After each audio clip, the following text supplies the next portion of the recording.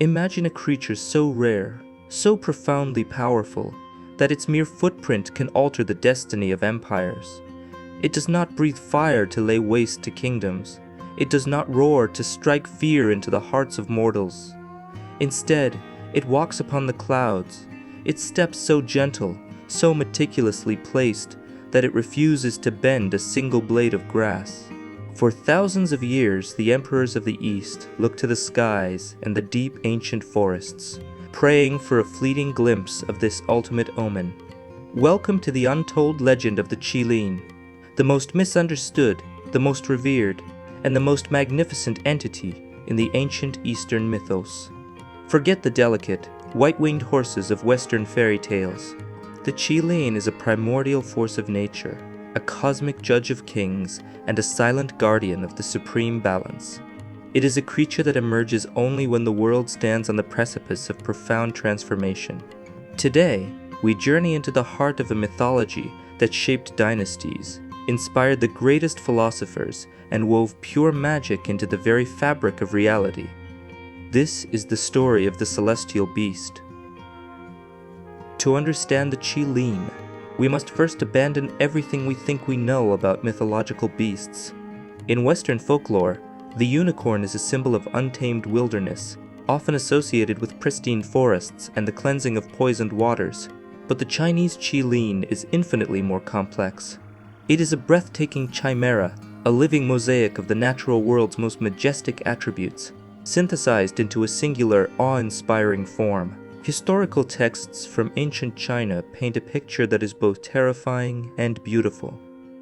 The creature possesses the graceful, sweeping body of a majestic stag or a wild stallion, granting it an unparalleled elegance as it moves. Yet, its skin is not covered in fur. Instead, it is armored in the resplendent scales of a celestial dragon. These scales are not dull. They shimmer with a jewel-like brilliance, reflecting 5 radiant colors that represent the fundamental elements of the universe. Often, the creature is depicted engulfed in ethereal, smokeless flames, a holy fire that illuminates the darkness but never burns the innocent.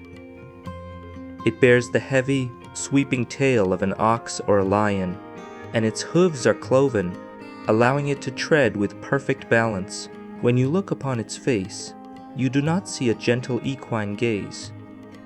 You see the commanding, ancient visage of a dragon, sometimes adorned with the flowing whiskers of a giant carp, symbolizing a deep connection to the aquatic realms and the flow of cosmic energy. But the most defining feature of the Qilin, the attribute that has captivated scholars and artists for millennia, rests upon its brow. From the center of its head grows a single horn.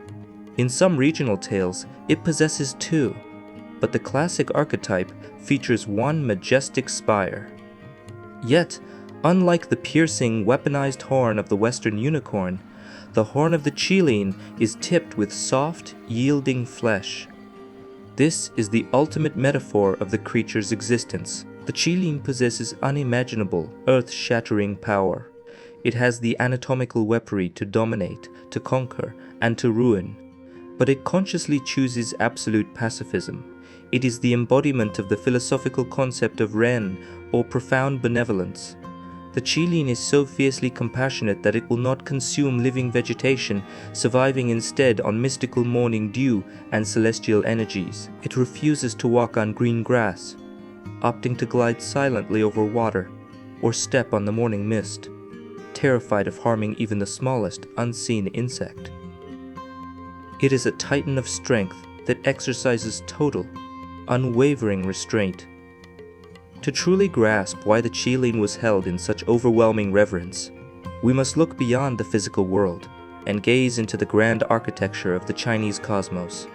Ancient Eastern philosophy is governed by the wuxing, the intricate theory of the 5 elements: wood, fire, metal, water, and earth. This system explains the cycles of creation and destruction that dictate everything from the changing of the seasons to the rise and fall of human civilizations. In this cosmological map, the universe is guarded by the 4 auspicious beasts. The azure dragon reigns over the east and the element of wood, bringing the spring. The vermilion bird commands the south and the element of fire, ushering in the summer. The white tiger dominates the west and the element of metal, bringing the autumn.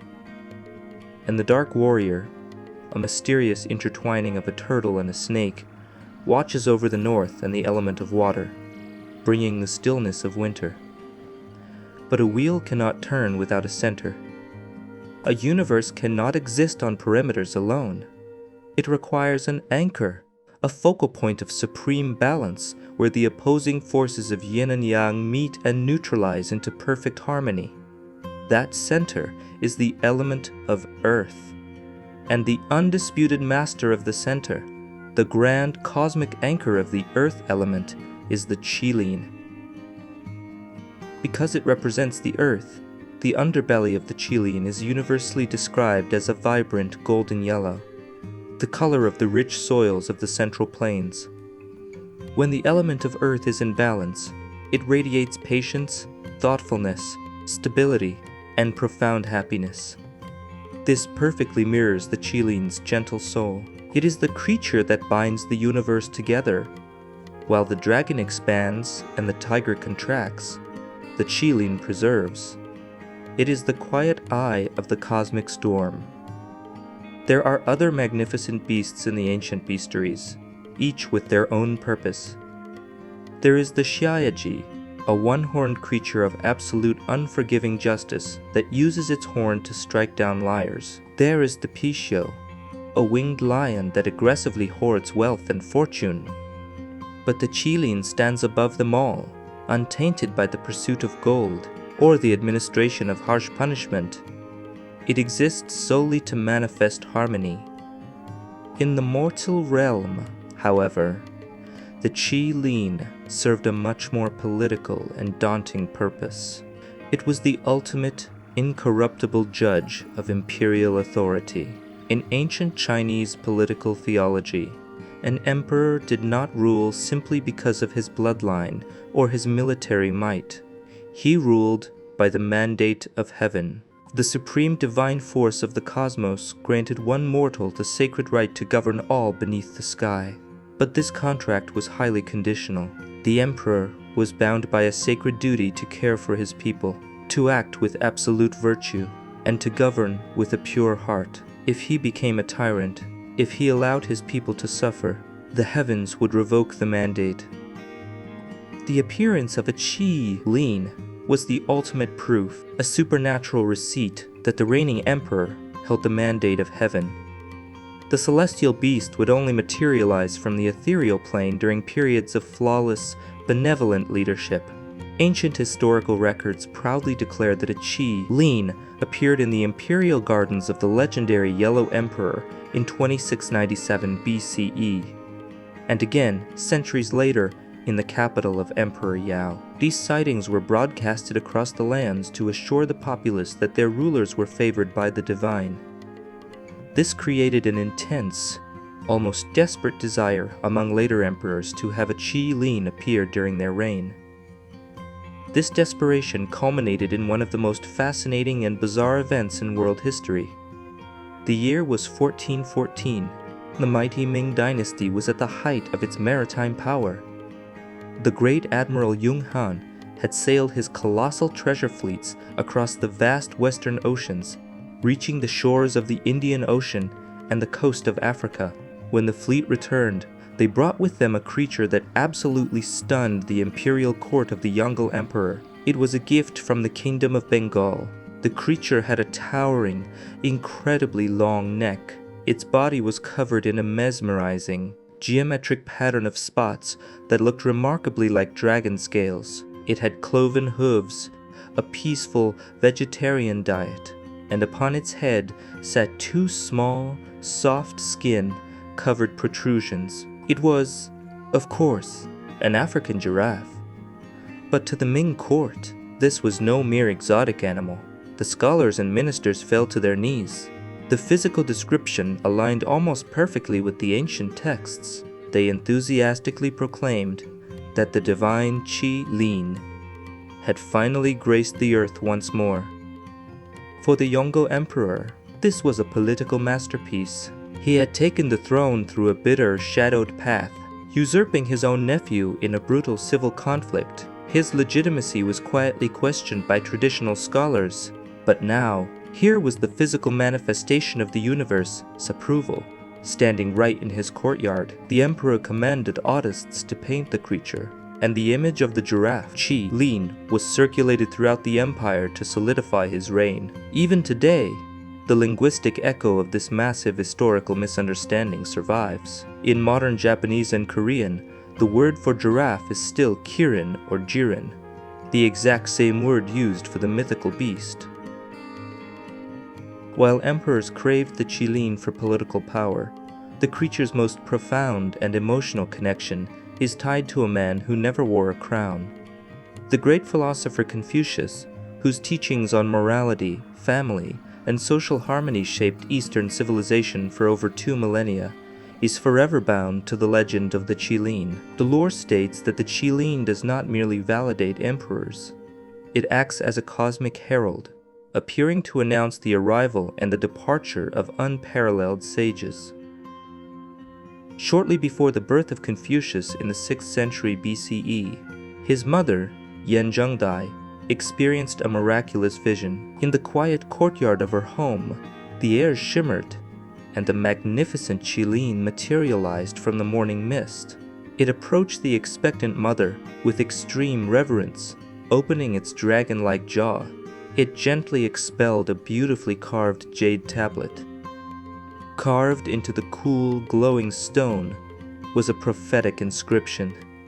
A descendant of the water spirit, destined to be a king without a crown in a time of declining empires.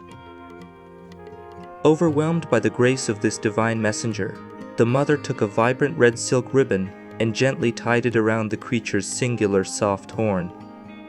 The beast bowed its head, stepped back into the mist, and vanished.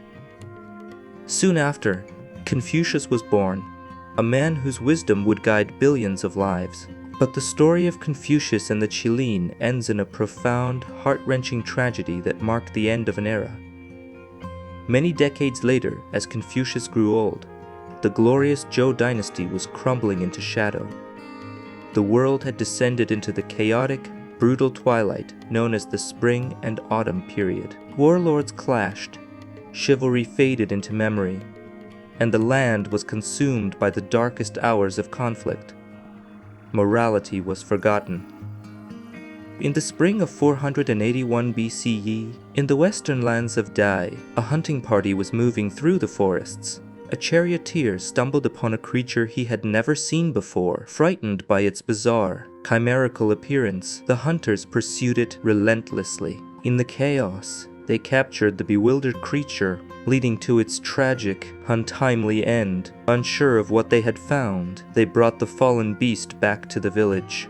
Word reached the elderly Confucius of a strange, multicolored beast found in the western woods. He journeyed to see it. When the great sage laid his eyes upon the creature, his breath caught in his throat. Lying motionless on the ground was a Qilin. And there, wrapped around its majestic horn, faded and weathered by the passage of decades, was the very same red silk ribbon his mother had tied all those years ago. Confucius collapsed in grief. He did not just weep for the creature, he wept for the world. The Qilin was a creature of absolute peace, designed to walk only in eras of supreme harmony and righteousness. For it to appear in an age of such overwhelming darkness, only to meet such a dark fate at the hands of ignorant men, meant that the moral fabric of the universe was entirely broken. The mandate of heaven was lost. "My path has reached its end," Confucius whispered. His spirit shattered by the tragedy, the great philosopher stopped writing his historical chronicles. He penned a final, sorrowful eulogy for the fallen Qilin, and just 2 years later, he took his last breath, passing from this world. The light of the Qilin and the light of the sage were extinguished together, leaving a legacy wrapped in profound sorrow. Despite the tragic mythos surrounding the end of Confucius, The sheer symbolic weight of the Qilin ensured it remained a centerpiece of Chinese culture. As the centuries rolled on, the beast transformed from an elusive mystical omen into a highly regulated, visual instrument of imperial power.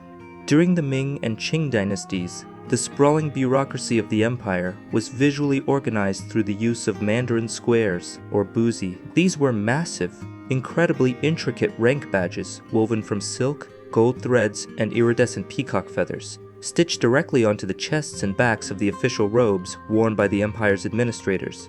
Civil officials, the scholars who passed the grueling imperial exams, wore badges depicting beautiful birds, symbolizing literary elegance. But the military officials, the generals and commanders who defended the frontiers, wore badges featuring fearsome beasts. In this strict, unyielding hierarchy, where did the Qilin sit? It sat at the absolute pinnacle. By the late Qing dynasties, the military ranks were incredibly specific. Lower officers wore the rhinoceros. Mid-level commanders wore the panther, the bear, or the tiger. The second highest rank belonged to the majestic lion, but the first rank, the absolute highest military position a mortal could achieve beneath the emperor himself, was represented exclusively by the Qilin. To wear the Qilin on your chest was to broadcast absolute, untouchable authority. These woven badges depicted the creature seated majestically above crashing ocean waves, surrounded by auspicious clouds, forever looking toward the left, a gesture of eternal respect, facing the emperor on his throne. The Qilin badge told the world that the officer who wore it possessed the unstoppable might to crush any enemy, yet possessed the disciplined, benevolent wisdom to only use that power when absolutely necessary. It was the ultimate status symbol of the ancient world. But the Qilin was not solely the property of emperors and high-ranking generals. Its magic seeped deeply into the roots of common folklore, becoming a beloved guardian of the household and a bringer of incredible fortune. In the ancient art of Feng Shui, the arrangement of space to harmonize with cosmic energy, the Qilin is regarded as one of the most potent protectors. When malicious energies or dark spiritual forces threaten a home, masters of Feng Shui recommend placing a pair of Qilin statues at the entrance. But this is a delicate magical science. Because the Qilin is inherently tied to the earth element, one must be cautious. For individuals born under certain zodiac signs, like the ox, rabbit, dog, or sheep, the overwhelming earth energy of the Qilin can create a turbulent clash. To pacify this unseen friction, these individuals must use Qilins forged from bronze or pure metal, utilizing the cycle of elements to drain the excess earth and forge a shield of pure, harmonized protection. Yet, beyond protection, the Qilin represents the most deeply held desire of the traditional family, the promise of a brilliant future. Arising from the legend of Confucius's birth, a wildly popular artistic motif emerged known as Qilin Song Su, which translates to "The Qilin brings a sun." Across the empire, on delicate blue and white porcelain, on rich silk embroideries, and in incredibly detailed bamboo carvings, you will find the image of a joyful, plump child riding on the back of a smiling Qilin. These artworks were the absolute highest form of blessing gifted to newlyweds. It was a heartfelt prayer that the family would be blessed not just with children, but with children of extraordinary intellectual prowess, profound moral integrity, and deep compassion. They were praying for the next generation of sages. This cultural reverence, however, did not always translate across borders. When European merchants first began importing this stunning Chinese porcelain in the 17th century, Dutch artisans attempted to copy the designs, but they lacked the cultural cipher. When a European painter looked at the Qilin with its dragon scales, its flaming aura, and its horned head, they did not see a gentle, vegetarian pacifist. They saw a terrifying, nightmare monster. The profound duality of the Qilin, the fierce exterior hiding an infinitely gentle heart, was completely lost in translation, leaving it an exotic enigma in the West. Today, the empires of antiquity have crumbled into dust. The emperors who sought the Qilin's blessing are long gone, swept away by the relentless tides of time. Yet, the celestial beast refuses to fade into the shadows. If you walk through the vibrant, lantern-lit streets of major Asian cities or global Chinatowns during the Lunar New Year, you will hear the deafening crash of cymbals and the rhythmic thunder of drums. You will see the famous lion dance and the sprawling, acrobatic dragon dance. But if you look closely, you may witness something rarer. You will see performers donning a brilliantly colored, single-horned mask, bringing the Qilin to life. The Qilin dance is a mesmerizing, martial arts-infused ritual. As the dancers mimic the creature's powerful yet cautious steps, they are performing an ancient magic. They are cleansing the streets of lingering darkness, warding off unseen malevolence, and calling down the blessings of the heavens for a bountiful harvest and a year of unbroken peace. The Qilin remains one of the most captivating creatures ever forged by human imagination. It is a spectacular paradox. A beast with the armor of a dragon and the heart of a saint. A creature that possesses the power to shatter mountains, but chooses instead to walk on the morning dew so as not to harm a single living blade of grass. It stands as a timeless, majestic reminder from the ancient world that true, enduring power is never found in destruction or cruelty. True power, the kind of power that echoes through eternity and earns the favor of the cosmos, is found entirely in restraint, in wisdom, and in the unwavering pursuit of profound benevolence. The next time you look at the quiet, mist-covered mountains, or stare into a sky burning with the colors of dusk, remember the legend. Somewhere, hidden in the spaces between the mortal realm and the celestial void, the Qilin is waiting for the world to find its balance once again.